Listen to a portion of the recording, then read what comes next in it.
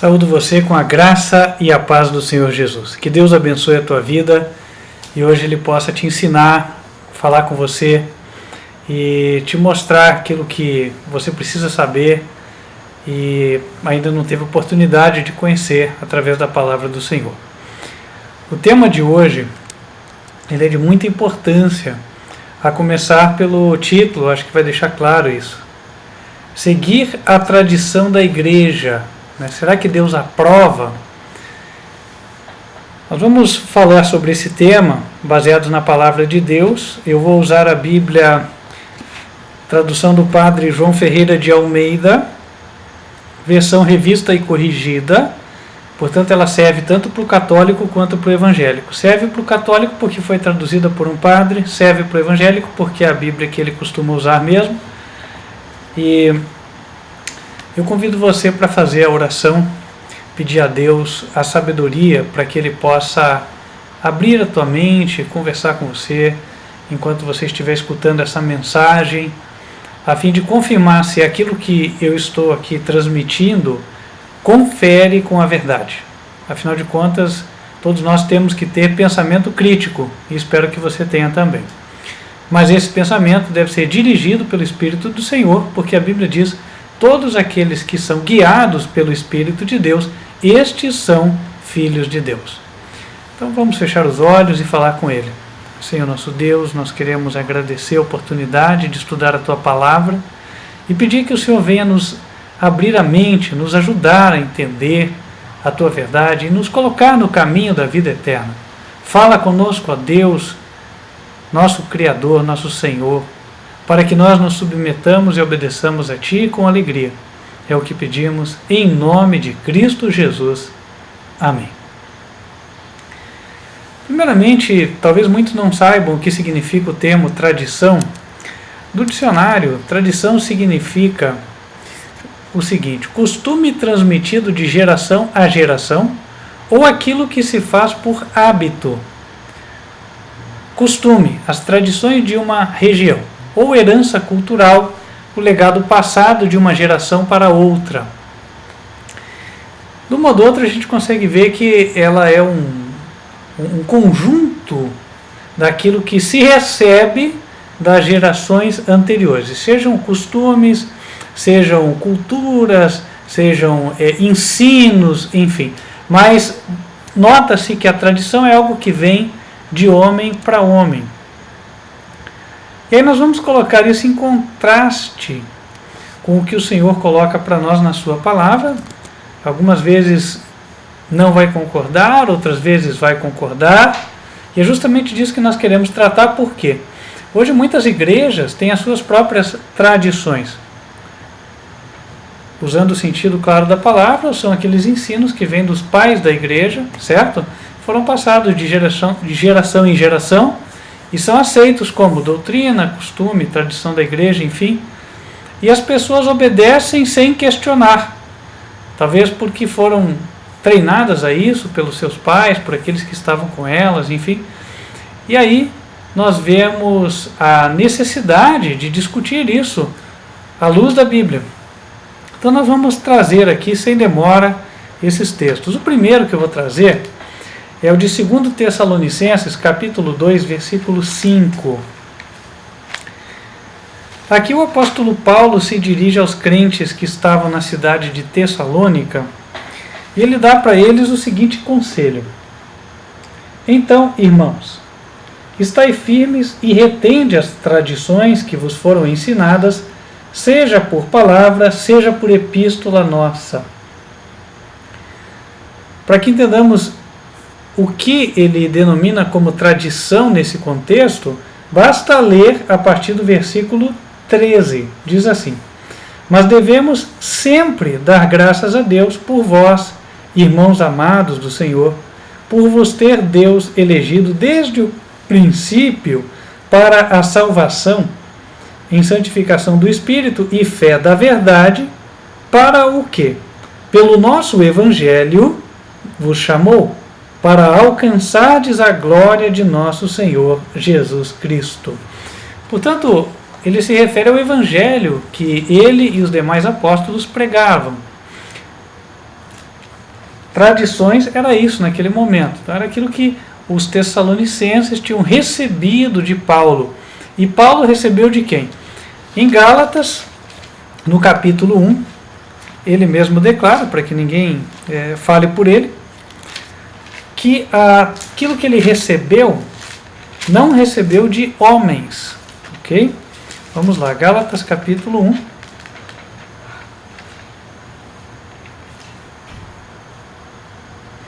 Versículo 11.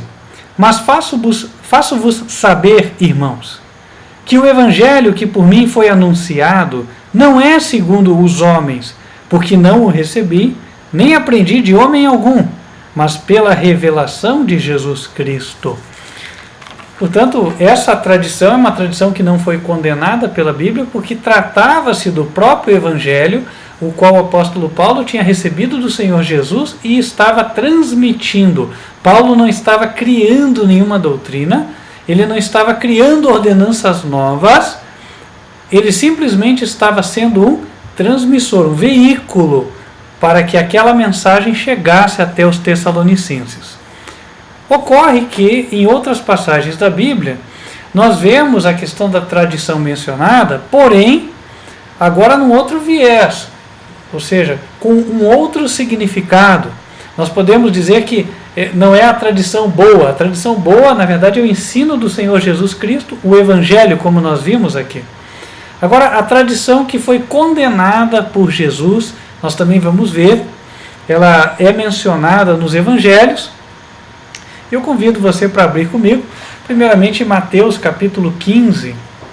Vamos abrir lá. Mateus 15, a partir do versículo 1. Então chegaram ao pé de Jesus uns escribas e fariseus de Jerusalém, dizendo: Por que transgridem os teus discípulos a tradição dos anciãos? Pois não lavam as mãos quando comem pão. Ele, porém, respondendo, disse-lhes: Por que transgredis vós também o mandamento de Deus pela vossa tradição? Porque Deus ordenou, dizendo: Honra a teu pai e a tua mãe. E quem maldisser ao pai ou à mãe, que morra de morte. Mas vós dizeis: Qualquer que disser ao pai ou à mãe, é oferta ao Senhor o que poderias aproveitar de mim, esse não precisa honrar nem a seu pai, nem a sua mãe. E assim invalidastes, pela vossa tradição, o mandamento de Deus. Hipócritas! Bem profetizou Isaías a vosso respeito, dizendo: Este povo honra-me com os seus lábios, mas o seu coração está longe de mim. Mas em vão me adoram, ensinando doutrinas que são preceitos de homens. E chamando a multidão, disse-lhes: Ouvi e entendei. O que contamina o homem não é o que entra na boca, mas o que sai da boca. Isso é o que contamina o homem. Então ele tentou desmistificar coisas aqui. Note que o povo era ensinado pelos rabinos, pelos fariseus e saduceus, a seguir uma série de ordenanças que não tinham base na Escritura Sagrada, não tinham base na Bíblia. E Jesus, quando veio aqui, discerniu isto claramente e resolveu separar o joio do trigo, a tradição boa da tradição ruim. Ora, a tradição boa é aquela que veio de Deus, é aquela que já estava na Bíblia, na sua palavra. A tradição ruim é aquela denunciada por ele aqui como sendo preceitos dos homens, aqueles que invalidam o mandamento de Deus pela tradição dos homens. Mas note que este vínculo do homem com os ensinos do homem, com aquilo que ele recebe de gerações, com essa tradição má e ruim, é um vínculo muito forte. Inclusive os discípulos de Jesus, eles possuíam este vínculo, o que fica claramente demonstrado na sequência do texto. Ainda em Mateus 15, versículo 12, a Bíblia diz: Acercando-se dele os seus discípulos, disseram-lhes: Sabe que os fariseus, ouvindo essas palavras, se escandalizaram? Ele, porém, respondendo, disse: Toda planta que meu Pai Celestial não plantou será arrancada. Deixai-os. São condutores cegos. Ora, Se um cego guiar outro cego, ambos cairão na cova. E Pedro, tomando a palavra, disse-lhe: explica-nos essa parábola. Jesus, porém, disse: até vós mesmos estáis ainda sem entender? Ainda não compreendeis que tudo que entra pela boca desce para o ventre e é lançado fora? Mas o que sai da boca procede do coração, e isso contamina o homem. Porque do coração procedem os maus pensamentos, mortes, adultérios, prostituição, furtos, falsos testemunhos e blasfêmias. São essas coisas que contaminam o homem. Mas comer sem lavar as mãos, isso não contamina o homem. Note que ele estava se referindo à contaminação moral.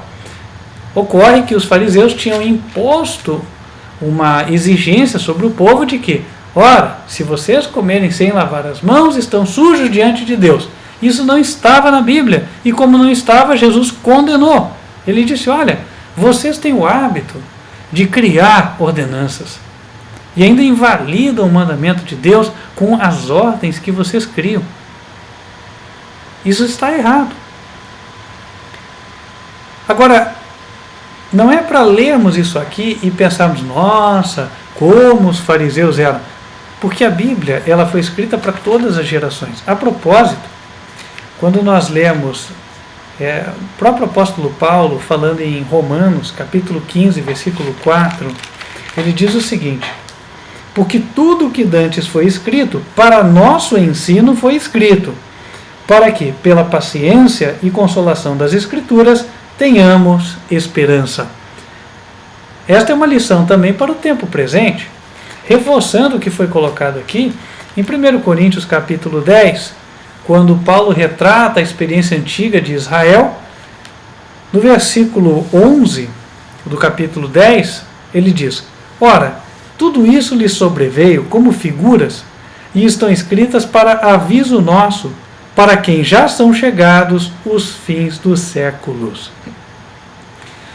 Portanto, o que ocorria lá, ocorre hoje.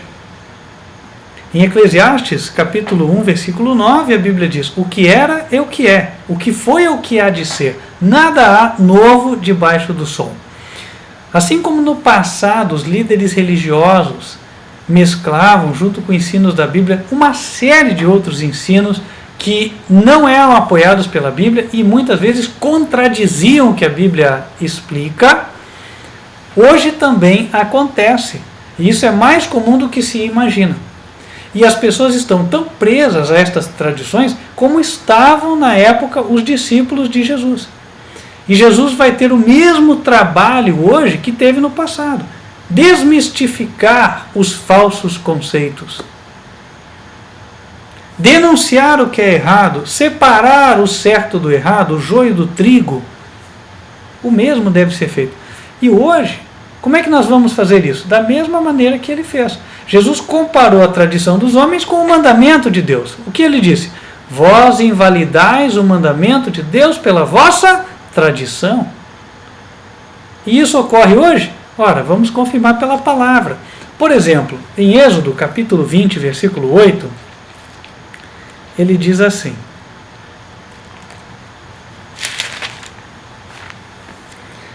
lembra-te do dia do sábado para o santificar. 6 dias trabalharás e farás toda a tua obra, mas o 7º dia é o sábado do Senhor teu Deus.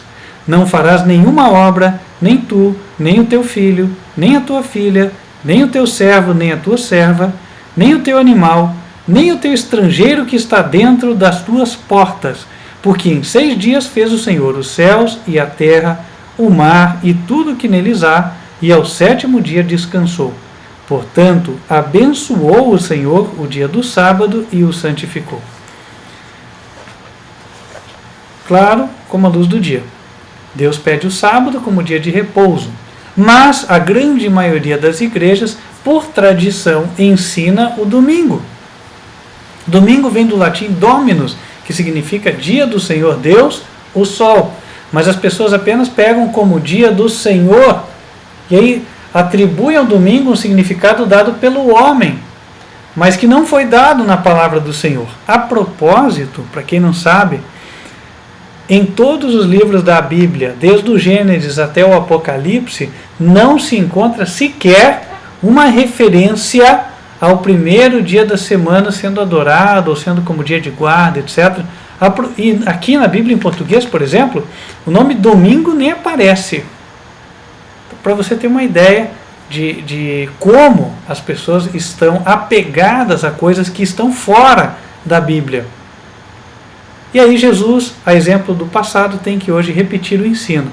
Olha, tem pessoas invalidando o mandamento, porque esse é o quarto mandamento de Deus, tem pessoas invalidando o mandamento pela tradição. E não só o quarto. Eu vou citar aqui, por exemplo, o primeiro.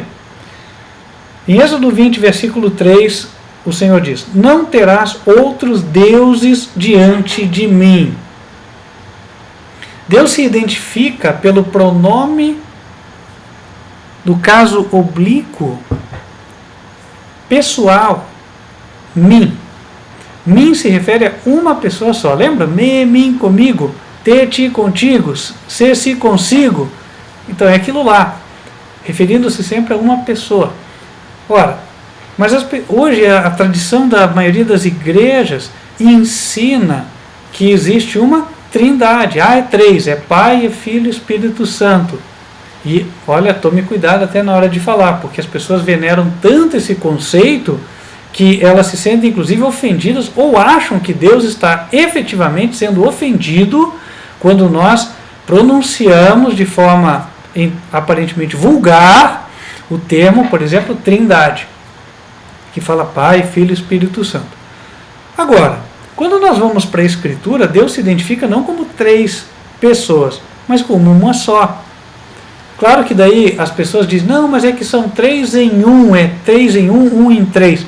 Mas a Bíblia não dá nenhum suporte para isso. Pelo contrário, lá em 1 Coríntios, capítulo 8, versículo 6, o apóstolo Paulo diz assim: todavia, para nós, há um só Deus, o Pai. O há vem aqui no sentido de existir. Há um só Deus, o Pai. Ponto final. O próprio Senhor Jesus, quando revelou quem era o único Deus, ele se excluiu. Ele nunca se colocou, eu sou o Deus. Não, nunca disse. Na verdade, ele falou que o seu Pai era o Deus e ele era o Filho de Deus.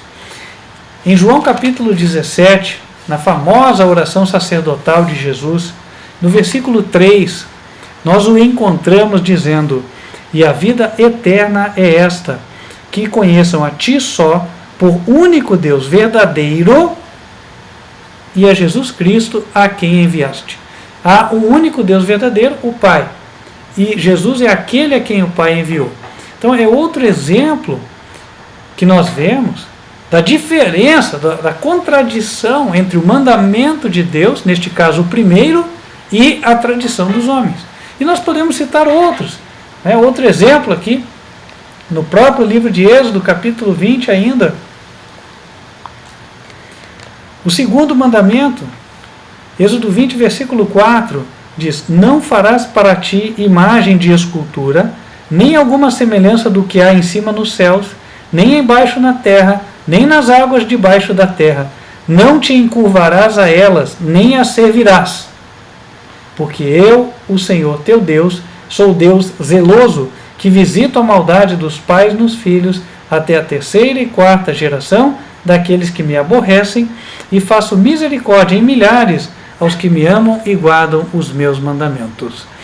Tem gente que se escora no seguinte argumento: mas nós não adoramos, nós só veneramos as imagens, porque elas só servem de lembrança daquilo que é do céu. Mas note que, em primeiro lugar, Deus fala: não faça, verso 4, semelhança alguma do que há em cima nos céus. Então Deus não quer imagem de anjo, imagem de Jesus, imagem de Deus, ou imagem de quem alguém pensa que está no céu, seja Maria, José, anjos, seja lá o que for. Nós estamos nos aproximando agora de 25 de dezembro, tem o feriado do Natal, a gente vê muito isso, né? O presépio montado, todo mundo acha bonitinho, até o bonequinho lá do menino Jesus. Deus disse: não faça. Entende? Mas é tão legal. Pois é, isso mostra o quanto nós estamos apegados às tradições humanas. E o trabalho de Jesus hoje é nos desapegar disso aí. Ah, mas não devo fazer a árvore de Natal em casa? Bom, o Natal veio de Deus. Natal vem de natalício. O dia 25 de dezembro, ele era o dia de nascimento, não de Jesus. Não sei se você sabia disso. Era o nascimento de Tamuz. E quem foi Tamuz? Tamuz foi o filho do construtor da Torre de Babel. Sabe a Torre de Babel? Aquela que Deus destruiu, porque Deus se desagradou daquilo que os homens estavam fazendo? Está escrito lá em Gênesis capítulo 10. Então, foi essa. Então, Tamuz nasceu no dia 25 de dezembro. Ai, que coincidência! Mesmo o dia de Jesus? Não, não é verdade. Nós já colocamos um vídeo no canal, onde explicamos a ordem sacerdotal e mostra-se que Jesus teria nascido entre setembro e outubro, e a Bíblia, a propósito, não precisa a data do seu nascimento. Fica implícito justamente o fato de Deus não querer que nós veneremos uma data como a data do nascimento de Jesus na Terra. Até porque Jesus era pré-existente. Na verdade, só houve a encarnação do Filho de Deus. Ele simplesmente se manifestou ao mundo. Ele não passou a existir naquele dia. Então vamos entender isso claramente, ok? E aí, voltando para cá. Mas há quem diga, ah não, mas veja que Deus até mandou que fosse feita a serpente de ouro e quem olhasse para ela seria curado. Então há quem se escora também nesse argumento. Só que o que talvez essas pessoas não saibam é que Deus proveu aquela serpente naquele momento, ele pediu a Moisés que fizesse a escultura, para que aquilo representasse a fé em quem seria crucificado, até porque a serpente foi colocada no madeiro. Porém, mais tarde, quando os israelitas passaram a venerar aquela serpente, Deus fez com que aquela serpente fosse destruída. Sim, vamos lá para 2 Reis, capítulo 18, você vai ver isso. 2 Reis, capítulo 18.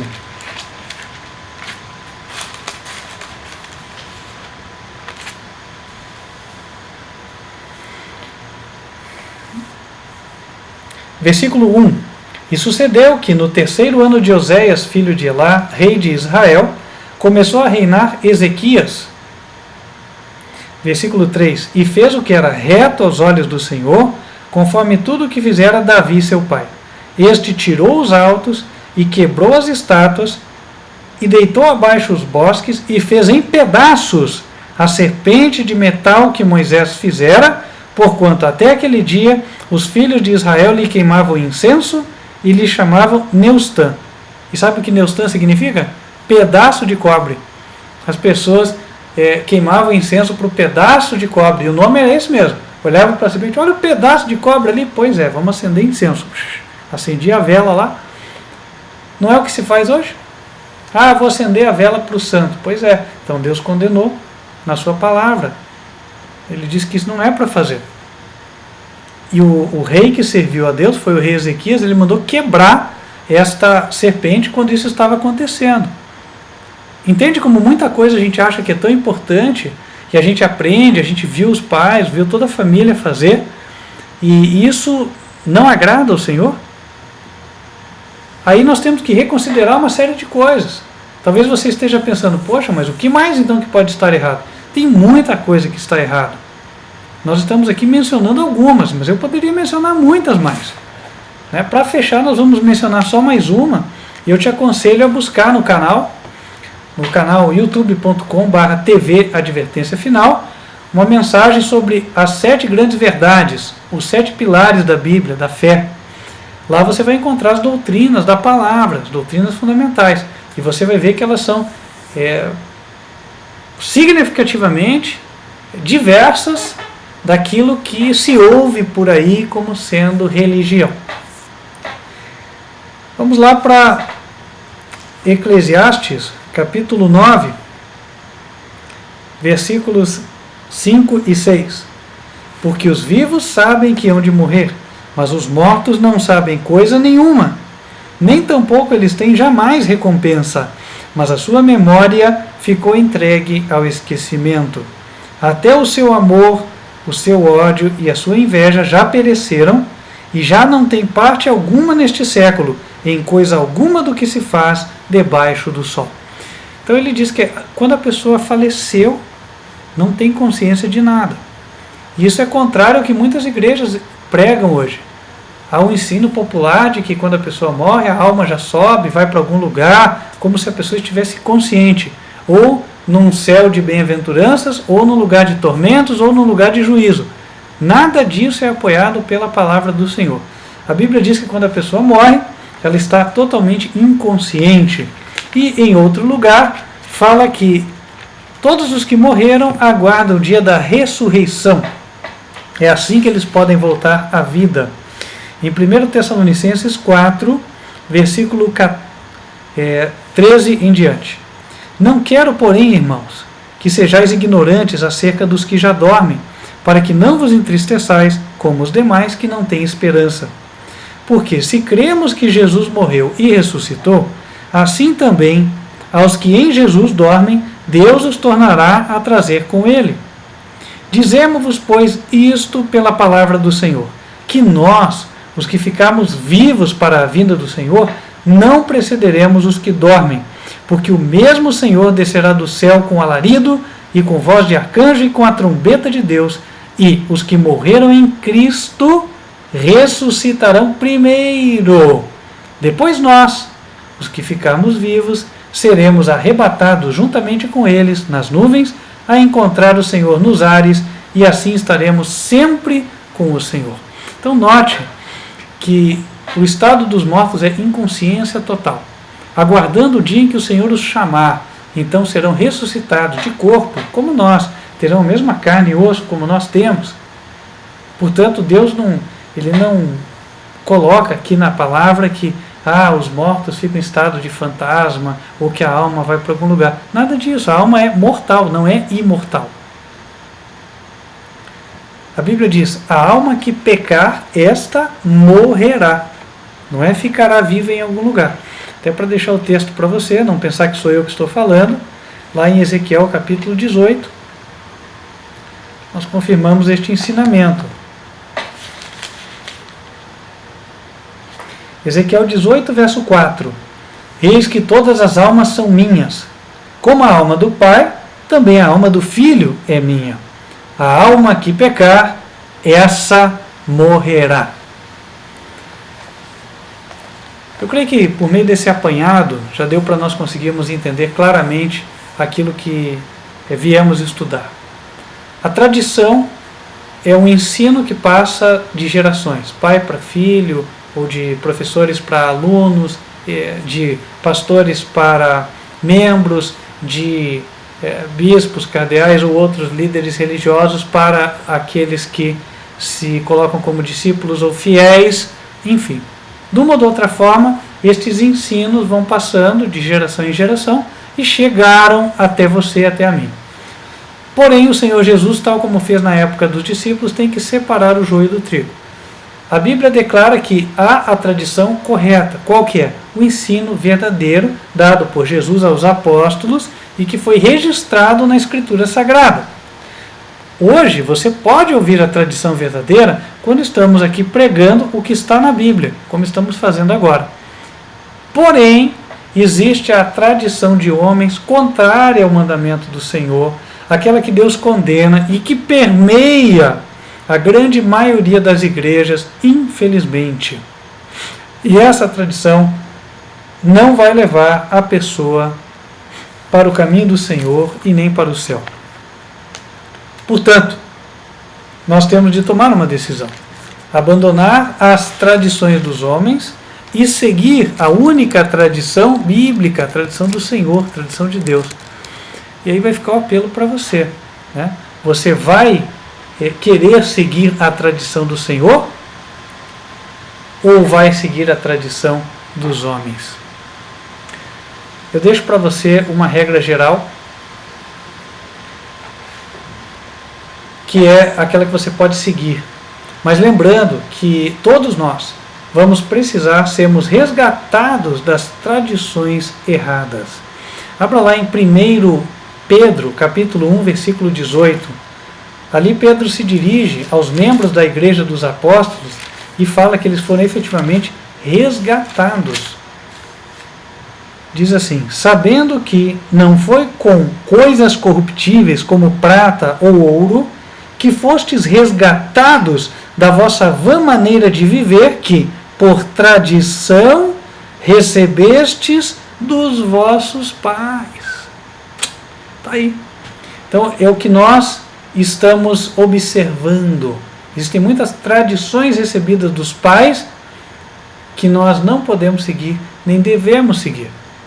Inclusive somos admoestados a não nos deixarmos levar por estas tradições. Em Colossenses capítulo 2, versículo 8, o Senhor Jesus, através de Paulo, né, ele diz: tende cuidado para que ninguém vos faça presa sua por meio de filosofias e vãs sutilezas, seguindo a tradição dos homens, segundo a tradição dos homens, segundo os rudimentos do mundo e não segundo Cristo. Cuidado, cuidado. Há uma série de ensinos que tem uma aparência de santidade, uma aparência de correção, de verdade, porém são falsos. E aí? Como é que eu vou saber que eu estou seguindo no trilho certo? Ora, regra prática, agora sim nós vamos entregá-la para você. Ela encontra-se em Apocalipse, capítulo 14, versículo 12. Não se engane. O anjo diz: aqui está a paciência dos santos. Aqui estão os que guardam os mandamentos de Deus e a fé de Jesus. Você guarda os mandamentos de Deus e a fé de Jesus? Amém, está no caminho. Caso contrário, não está. Em complemento, em Apocalipse 12, verso 17, a Bíblia diz: o dragão, que é Satanás, irou-se contra a mulher e foi fazer guerra ao resto da sua semente, os que guardam os mandamentos de Deus e têm o testemunho de Jesus. Você observa os mandamentos, tem a fé de Jesus e precisa ter o testemunho dele. Qual é o testemunho? Apocalipse 19, versículo 10, ali o anjo diz no final do verso o seguinte: porque o testemunho de Jesus é o espírito de profecia. Portanto, não há como se enganar. A igreja verdadeira é aquela que tem a luz sobre as profecias do Apocalipse, que consegue te mostrar como as profecias estão se cumprindo nos eventos atuais e te traz, portanto, a luz verdadeira que brilha hoje, partindo da palavra do Senhor. Na maioria dos lugares você não encontra isso, né? Você vê as pessoas falando de profecia, mas na verdade estão falando de história. Ah, porque no ano de 1800, porque no ano de 1500, no ano... Olha, 1800 já passou aí 200 anos atrás, certo? E agora, como é que nós vamos nos preparar para o que vai acontecer daqui a 2, 5, 10, 15 anos? Isso é relevante. Por isso o Senhor fala, o povo de Deus tem o espírito de profecia. Ele revela o que vai acontecer para guiar o seu povo. E aí fica o apelo. Quer você fazer parte do povo de Deus? Quer você estar entre os que guardam os mandamentos de Deus? Tem a fé de Jesus e tem o testemunho de Jesus, que é o espírito de profecia? Se este é o teu desejo, quero orar por você agora. Vamos fechar os olhos, vamos falar com Deus? Senhor nosso Deus, que nos altos céus habitas, nós queremos pedir que o Senhor derrame sobre nós o teu Espírito e nos guie a sermos participantes desta experiência.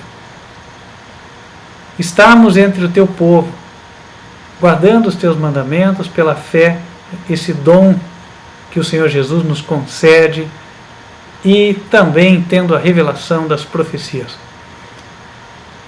Fortaleça-nos, Pai, reúne o teu rebanho, para que haja um só rebanho e um só pastor, como o Senhor já predisse há muitos anos. Estamos nas tuas mãos. Pedimos que o Senhor venha nos guiar, continue abençoando este ministério, esta igreja, para entregar a verdade às pessoas e àqueles que escutaram, para que tome a decisão certa. Pedimos estas bênçãos em nome de Cristo Jesus. Amém. Para você que não sabe, este é o Ministério Quarto Anjo, Advertência Final. Eu sou o pastor Jairo Carvalho E estou convidando você que quer fazer parte do povo de Deus a entrar em contato conosco pelo WhatsApp. Para quem está fora do Brasil, é 55, dentro do Brasil, 41 99509 8425. Você pode solicitar estudos bíblicos, pode saber onde há igrejas funcionando para você congregar e também acompanhar os pedidos de oração, participar de uma comunidade onde as pessoas estão com o mesmo objetivo. Ministério Quarto Anjo Advertência Final possui um canal no YouTube, é youtube.com/TV Advertência Final. Ali você encontra as mensagens que são normalmente transmitidas aos sábados, 11 horas da manhã, e também a instrução da Escola Bíblica das Crianças, que é passada às 15 para as 10 da manhã, também aos sábados. E você encontra mais informações sobre a igreja no site Ministério Quarto Anjo Advertência Final, melhor dizendo, advertenciafinal.com.br. Ali você vai encontrar as crenças bíblicas, quem nós somos, enfim, mais informações para você poder conhecer um pouquinho mais este ministério. Nós vamos ficando por aqui, mas eu gostaria de invocar as bênçãos do Senhor sobre a tua vida. Se for a tua vontade recebê-las, te convido a fechar os olhos. Que o Senhor te abençoe e te guarde. Que o Senhor faça resplandecer o seu rosto sobre ti e de ti tenha misericórdia. Que o Senhor levante sobre ti o seu rosto e te dê a paz. Amém. Vamos ficando por aqui. Espero que Deus te abençoe. Você continue firme na verdade e que possamos estar juntos nas próximas ocasiões de estudo. Até lá.